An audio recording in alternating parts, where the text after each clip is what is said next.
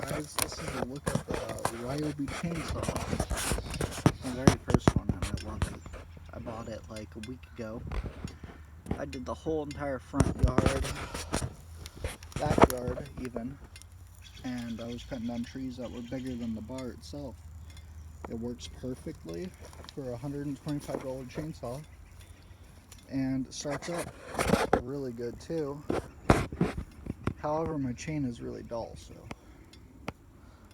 it won't cut very well right now because of the chain, but besides that, it's an amazing chainsaw.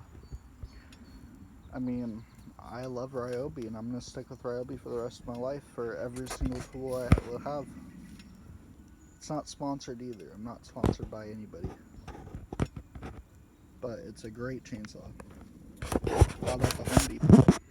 Comes with a 3-year warranty. And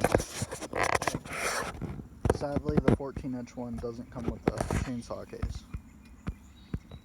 But let me start it real quick.